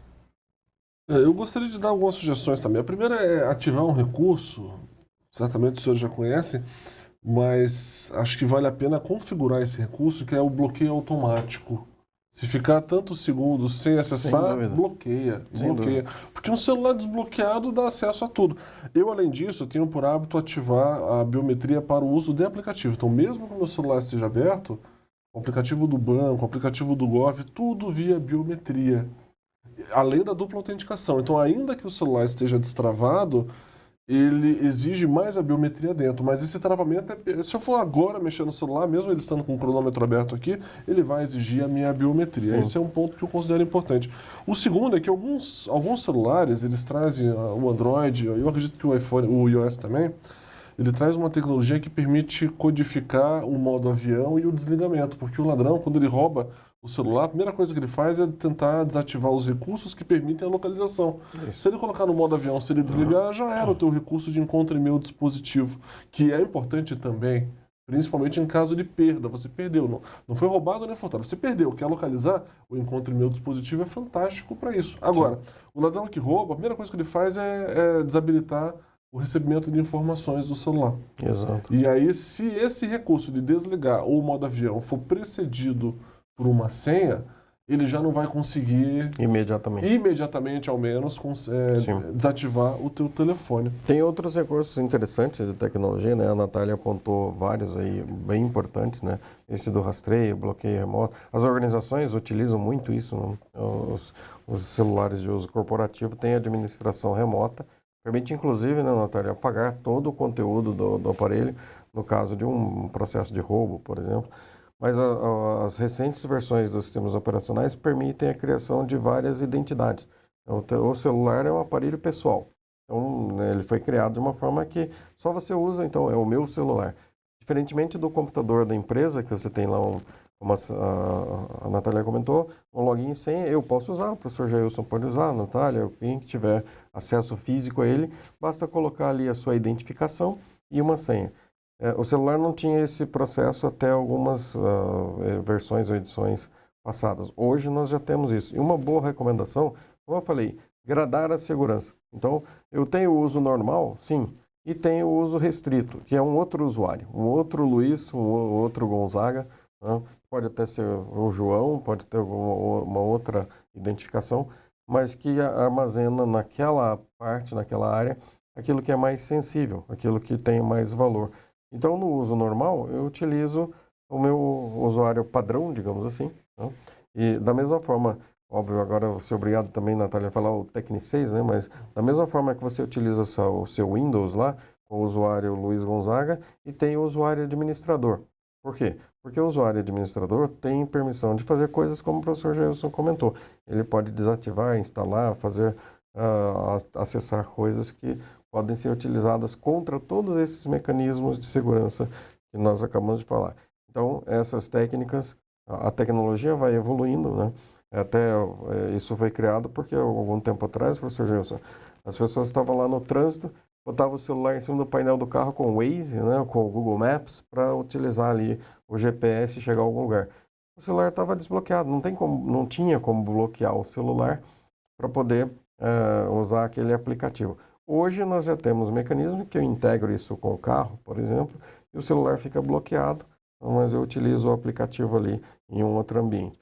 Mas, ao mesmo tempo, eu corro o risco, né, obviamente, de estar acessando um serviço de música, um Spotify, alguma coisa assim, e esse acesso tem que ser mantido. Então, se o celular entrar em estado de hibernação ali, eu não vou perder esse contato. Então, a recomendação é usar a tecnologia. Eu tenho níveis diferentes de segurança e tem aquele que, assim, olha, esse aqui é o cofre da casa mesmo, né? Então, está atrás de um quadro, numa parede que só eu sei, que tem um segredo e que eu não vou ficar ali, poxa, eu vou comprar pão. Ah, não, vou abrir o cofre, né, vou pegar meus trocadinhos para ir na padaria. Não, né, na padaria você deixa ali um potinho ali em cima da mesa, alguns trocadinhos. Então, como eu disse, talvez se a gente olhar a segurança nessa perspectiva, a gente comece a implementar, somatizar os procedimentos para saber que tem coisas que são mais simples e eu posso ter mais conveniência, até o termo que o professor utilizou, e tem coisas que exigem um grau de sacrifício maior, vão exigir um esforço. Por quê? Porque valem isso, né? É uma noção de valor. Muito bem. Dando sequência ao nosso, talvez um dos principais pontos, né, do nosso diálogo hoje sobre segurança, vamos conversar um pouquinho mais sobre biometria. Falamos sobre senhas, padrões, identificação facial, identificação digital, né? Mas vamos analisar aqui alguns aspectos da biometria.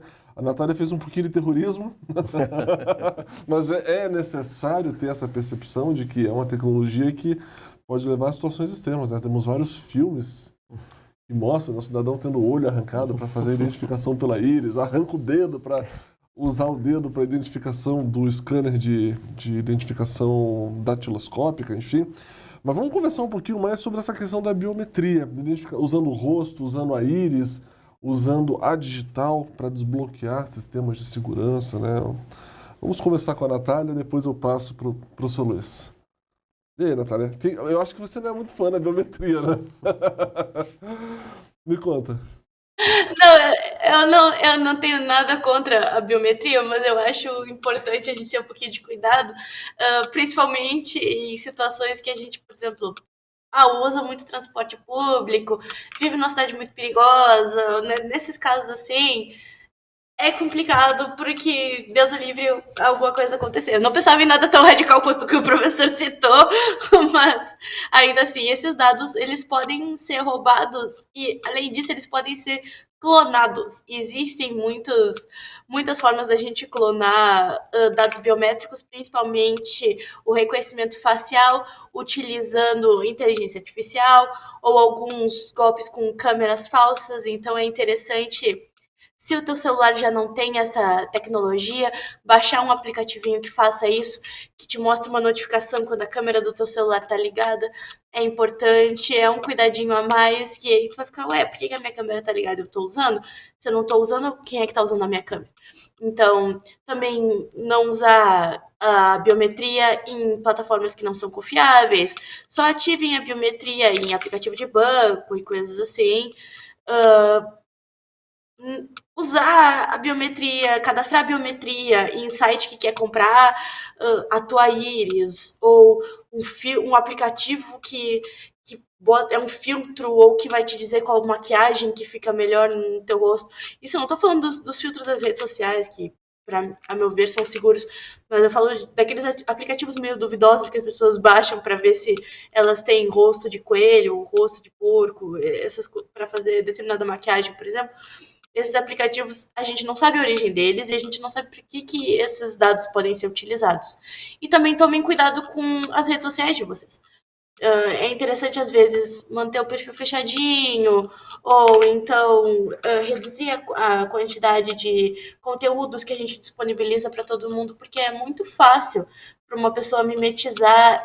Muito fácil não, mas é muito possível para uma pessoa mimetizar a biometria de alguém, principalmente para fins nefastos não só de roubo de identidade, mas também hoje em dia tem influencer tendo a identidade roubada, né, furtada, na verdade, para venda de fotos explícitas. Tem uma influencer, inclusive, bem grande que ela está expondo agora, nesse momento, a situação dela ter a identidade dela roubada e replicada por outra pessoa que se passa por ela para fazer amizade com fãs e receber presentes numa caixa postal. Então, várias dessas coisas estão acontecendo, podem acontecer, e essas pessoas que são públicas, elas são muito mais vulneráveis do que nós. Então, a gente tem esse privilégio de nos preservar um pouquinho e limitar o acesso de outras pessoas que nós não conhecemos à nossa vida, aonde a gente mora e aos nossos dados. Evitem, então, na medida do possível, e utilizem sempre a biometria em locais que são seguros, aplicativo de banco, sabe, coisas assim, Gov, etc., que a gente sabe o fornecedor desse aplicativo. Muito bem, eu tenho aqui algumas ressalvas em relação à biometria. É quando quem pede a biometria não é muito conhecido ou muito confiável. Então, o aplicativo do banco, ok, as grandes plataformas, os grandes marketplaces, eles têm um dever de responsabilidade e sabem do prejuízo em relação ao mau uso e o vazamento dessas informações. Então, me parece um uso responsável você conciliar o uso da biometria com plataformas que têm muito a perder, que se apresentam para o mercado adequadamente. O problema me surge quando a biometria está relacionada a aplicativos que prometem, por exemplo, desconto numa compra especial. Coloque Sim. aqui a sua biometria, faça a sua identificação facial e ganhe mais 10% na primeira compra. Alguma coisa nesse sentido me parece algo muito suspeito, principalmente em plataformas estranhas que não estão devidamente consolidadas no mercado. Ou aqueles aplicativos lúdicos, né? Coloque aqui o seu rosto para ver como você ficará quando for velhinho. Ou seu rosto com a sua imagem, você bebê. Você coloca a sua biometria, você tem 30, 40, 50 anos de idade e aparece você com 2 anos de idade. Então, esse tipo de algoritmo para fazer envelhecimento ou rejuvenescimento, me parece, existem relatos, né, do uso malicioso e altamente, isso foi viral, essa questão dos aplicativos, e pouco tempo depois alertaram para os riscos de você ficar, entre aspas, cedendo a sua identificação facial para ver como é que você vai ficar daqui a 40 anos. Então, esses tipos de filtros, né, eles, se ofertados por empresas estranhas, que não estão consolidadas no mercado, é algo para se ter atenção. Diferente, como a Natália falou, de um filtro de rede social, de uma plataforma disseminada popularmente, muito conhecida e que teria muito a perder com a má utilização dessas informações. O que mais preocupa realmente são os cadastros. Surge um novo aplicativo que te convida a fazer um cadastro e que, se você fizer junto com o cadastro a inserção da sua biometria facial e digital, você vai ganhar um brinde. Aí a coisa começa a ter um viés de prática justamente voltada à captação desses dados e não ao fornecimento de um produto ou de um serviço. Nós vamos ouvir agora o professor Luiz em relação à biometria. Compartilhe suas pílulas de sabedoria. Não, eu concordo em partes, né? A gente tem, é óbvio, a biometria surgiu não faz muito tempo.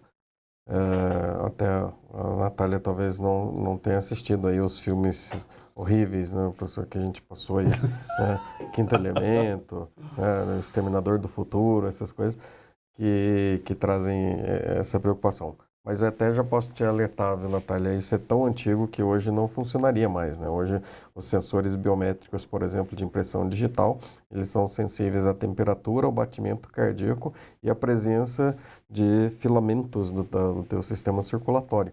Então, a gente evoluiu, né? O dedo não resolve mais. O dedo cortado lá no Quinto Elemento já não abriria mais uma prisão, a porta de uma prisão. Então, vejam, a biometria é uma coisa importante porque ela casa com algo que a gente está discutindo aqui agora, né? O que a gente tem de mais íntimo? Qual que é a informação que nós temos que é de cunho mais restrito? É o nosso corpo, né? Óbvio, a gente tem a aparência, tem a parte visual, mas hoje, por exemplo, sistemas de altíssima segurança já fazem a verificação biométrica pelo DNA. Então, o cara precisa colocar a saliva lá num papelzinho, né? Que, óbvio, é a nossa essência, né? Então, mas tudo isso passa por essa gradação. E aí eu concordo com a Natália, porque a tecnologia, isso eu repito a exaustão, né? Ela não é intrinsecamente nem boa nem má, ela potencializa. Então, se a gente quiser utilizar ela para o bem, fica ótimo. Se quiser utilizar para o mal, fica ótimo para o mal também.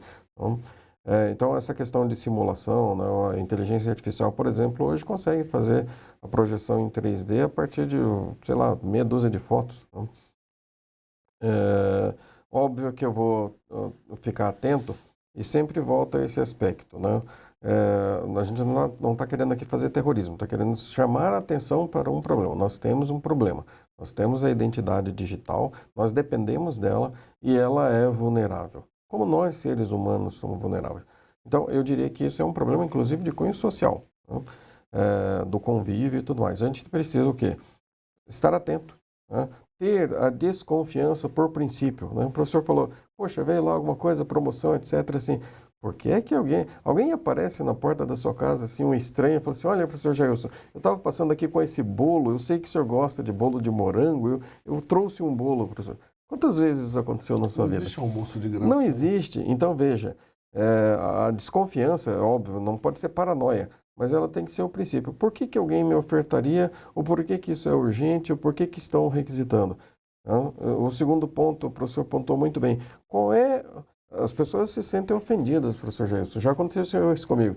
Acompanhando a minha esposa numa clínica, ela estava preenchendo uma série de questionários, falei assim, com a atendente, falei assim, por favor, onde é que vocês armazenam isso? Mas por que que o senhor quer saber? Bom, porque são dados que permitem caracterizar, inclusive, uma cirurgia que minha esposa está fazendo. Não, mas eu não sei porque o pessoal de informática falou, não, se você puder me dar essa informação, eu ficaria muito agradecido. Por quê? Porque o cuidado tem que ser social. As pessoas precisam estar conscientes de que essas informações podem ser utilizadas e, infelizmente, serão utilizadas, né?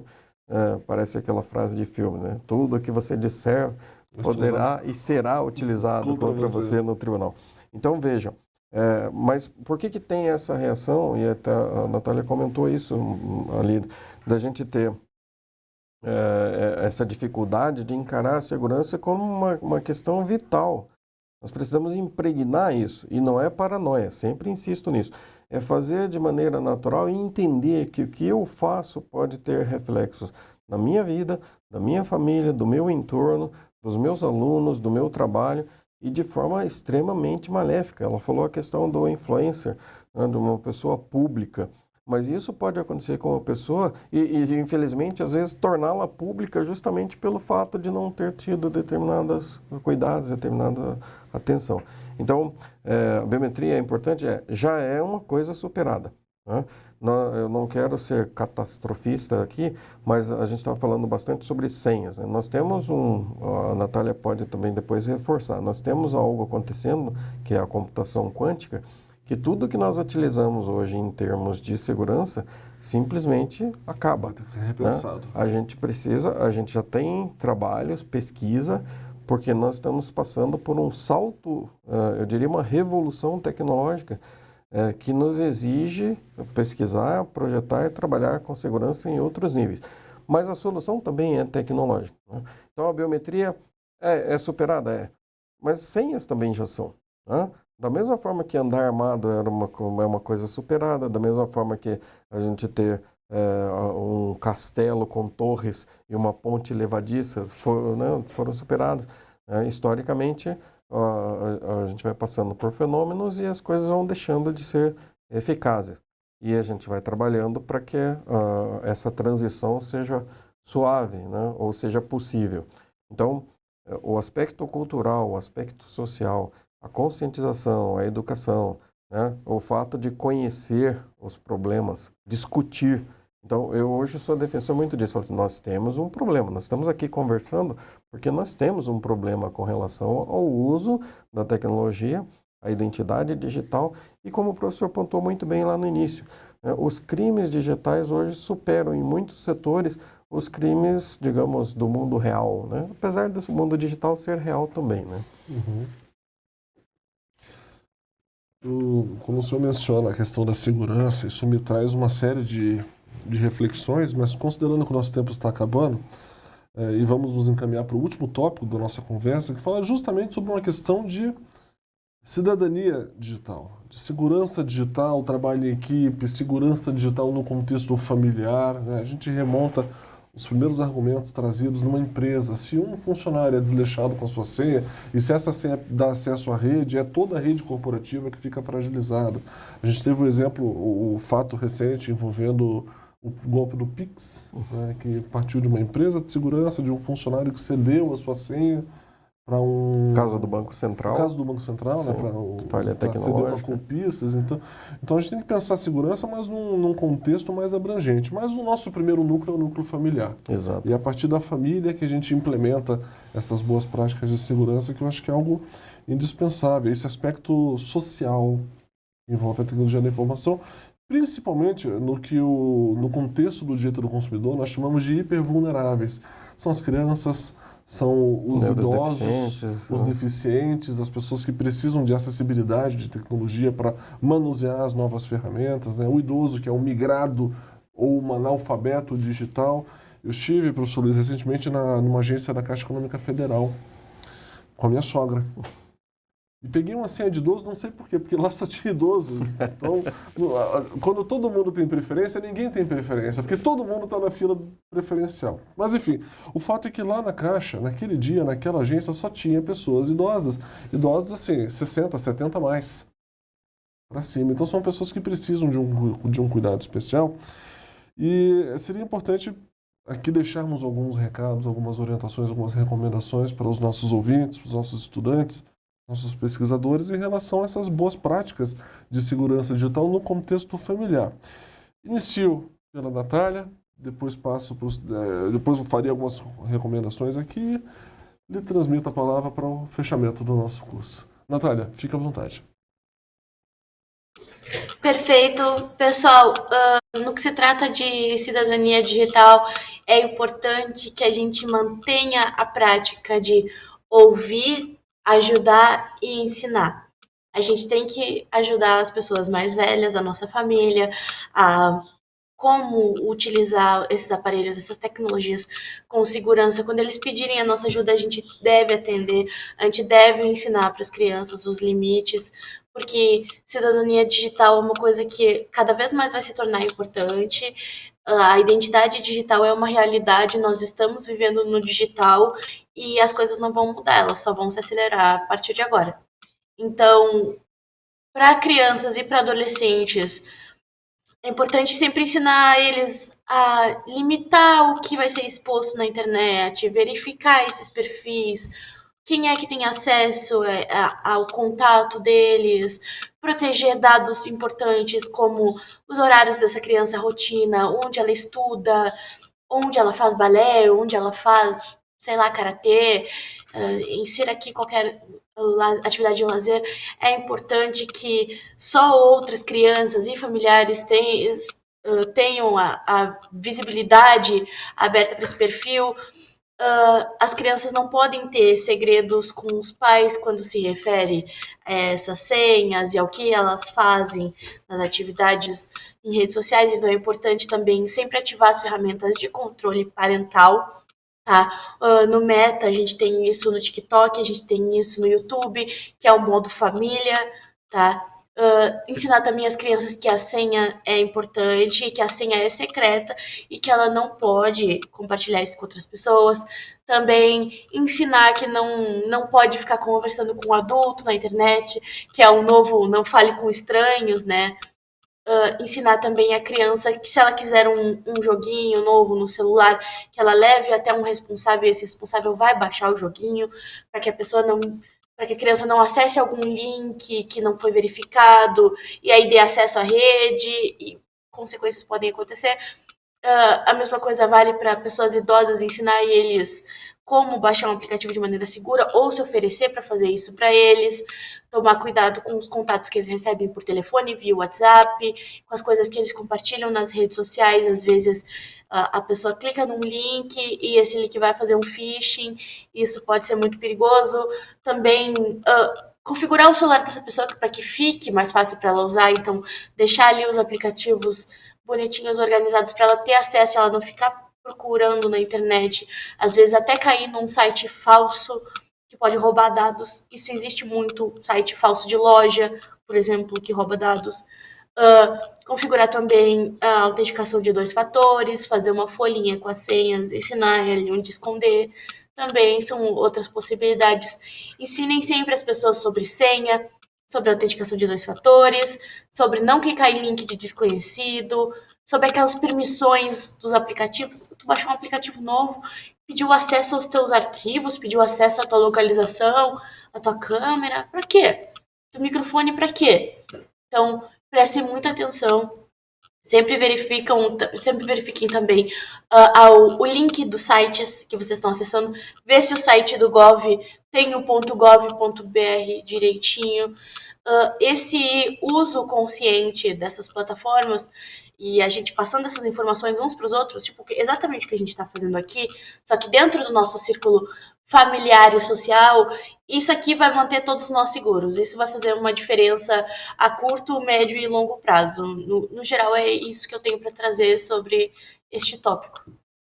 Bem, Natália, quase esgotou o assunto, mas eu tenho aqui duas pequenas e singelas contribuições nesse contexto. A primeira para combater a engenharia social, a gente precisa ser mais esperto do que o malandro que tenta dar um golpe. Então, o cidadão liga. Já aconteceu comigo, professor Leza. O cidadão me ligou. Primo, tudo bem, primo? Opa, tudo? Quem tá falando? É teu primo, macho. Pô, tô chegando aí na cidade, mas deu um problema aqui no meu carro. Pô, primo chegando aqui na cidade, assim, do nada. Mas você tá vindo da onde? Rapaz, eu tô aí perto, mas eu tô aqui na polícia rodoviária e eu tô com um problema aqui com guincho e tal. Aí eu pensei, caramba, isso aqui tá me cheirando estranho. Aí eu falei assim, velho, vem cá, você tá vindo do Mato Grosso do Sul? Aí eu falei assim, tô vindo do Mato Grosso do Sul. Aí eu falei assim, bom, eu não conheço ninguém no Mato Grosso do Sul. Desliguei, porque até cogitei ser um primo distante que mora na Bahia, que já vinha há tempos dizendo que viria me visitar. Mas aí eu soltei essa pegadinha do Mato Grosso do Sul e ele caiu. Então assim, filho, me ajuda, pai, mãe, ô irmão, me ajuda. Como é que o que eu costumo recomendar? Faça uma pergunta que só ele vai saber responder. Por exemplo, qual que é o meu apelido de infância? Isso não está na rede social, não está Como é que foi a cirurgia da tia? Então, a tia está falecida há 15 anos. A tia faleceu há muito tempo. Como é que é o nome? Como é que é o nome daquela pracinha da que a gente brincava? Solta uma pergunta que não vai estar em nenhuma base de dados, que ele não vai ter como pesquisar e descobrir facilmente. E que pode ser afirmativa ou negativa, né? Eu estou falando alguma coisa falsa, se ele confirmar, mas é importante isso. E sem qualquer constrangimento. Isso. Isso é e importante. eu lembro que uma vez um malandro ligou para mim, nesses golpes de engenharia social, e ele fica assim, você não está reconhecendo minha voz? Ele quer te constranger para você parar de perguntar. Sim. Se não, a ligação tá ruim, eu não estou reconhecendo. Quem que está falando? Você é filho de quem? Então, pergunta bem mineira essa. Pois é. Então você não deve... Você está falando com uma pessoa que você não identificou. Então, e mesmo que identifique, se achar suspeita a operação, 2, 3 perguntinhas, ninguém vai se ofender. Não.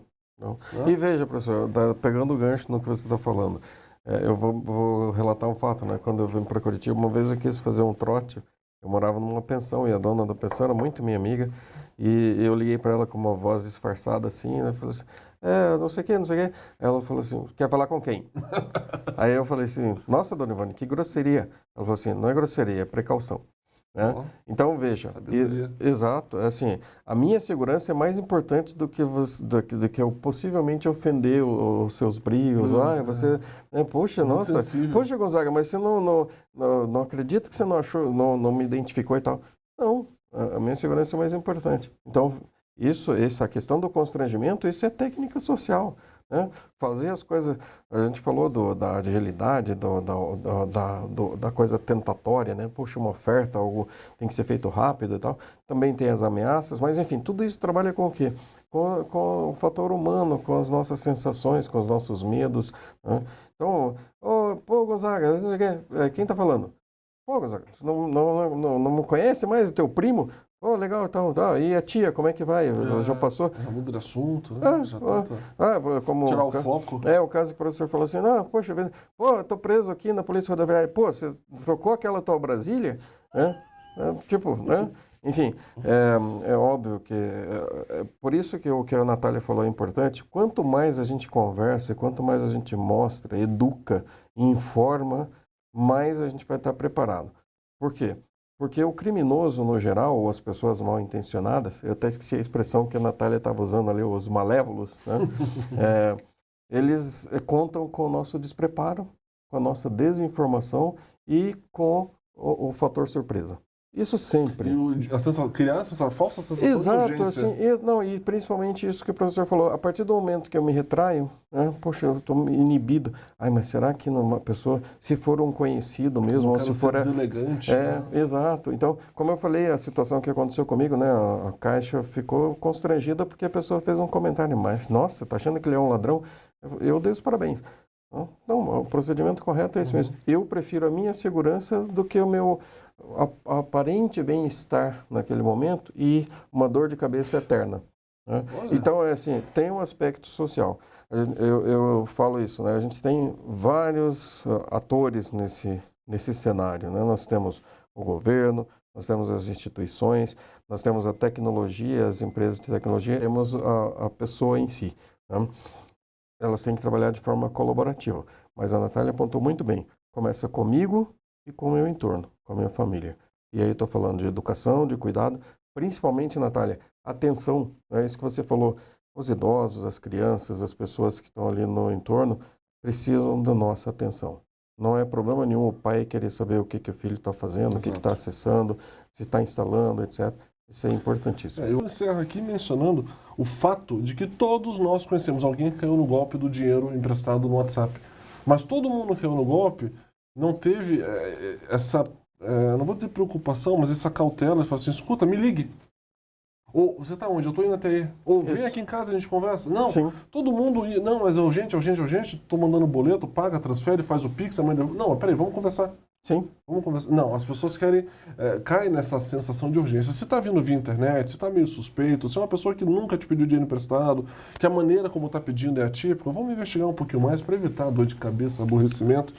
E encerro mencionando, pegando o gancho final do professor Luiz em relação às crianças. Eu sou muito sensível, eu me emociono fácil quando envolve criança, porque eu tenho 2 filhos pequenos, né? Uma filha de 7 anos e um filho de 1 ano e meio. Falou em criança, falou em internet, eu já me arrepio inteiro. Então, o recado que eu deixo à nossa audiência é não terceirize a responsabilidade pela segurança digital dos seus filhos. Não ache que o Estado vai cuidar disso. Você, enquanto pai, enquanto responsável, guardião legal pelas crianças, tem o dever de saber o que seu filho está acessando, o que ele está consumindo, o que ele está mexendo, e adotar as medidas de segurança, porque hoje as principais plataformas têm recursos tecnológicos para viabilizar a supervisão parental. Então, para evitar riscos, para saber efetivamente o que ele está fazendo, o pai, a mãe, o responsável precisa acompanhar. Delegar a atenção da criança para o celular é uma coisa muito perigosa. Então, infelizmente, encerramos o nosso tempo. Esse é um assunto que não se encerra numa única pauta, mas esperamos em breve ter mais oportunidades para poder debater, né, com a nossa audiência, com os nossos pesquisadores, nossos alunos, em outros fóruns, mais temas tão impactantes, atuais e relevantes como a identidade digital e a segurança online. E aqui agradeço mais uma vez a querida orientanda de PIC, a Natália, querido parceiro, né? Estamos aqui hoje fazendo uma ponte entre o programa de pós-graduação em Direito Uninter, o qual eu tenho a honra e o privilégio de fazer parte, e bem como também ser um professor vinculado à Escola Politécnica, né, junto com o professor Luiz Gonzaga.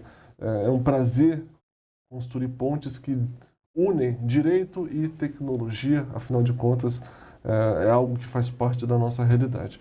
Professor Luiz, mais uma vez, muito obrigado pela sua participação, por compartilhar conosco um pouquinho da sua experiência. Natália, espero tê-la conosco em futuras ações. Muito obrigado. Para mim, como seu orientador, é um motivo de muito orgulho tê-la conosco. E a nossa audiência, sempre atenta, está nos acompanhando, espero que tenha sido útil e deixo aqui um compromisso de levar adiante essas orientações para as pessoas que lhes são caras, para as pessoas que estão próximas, os colegas de trabalho, os filhos, os familiares, para criarmos uma cultura de segurança digital. Muito obrigado e até a próxima.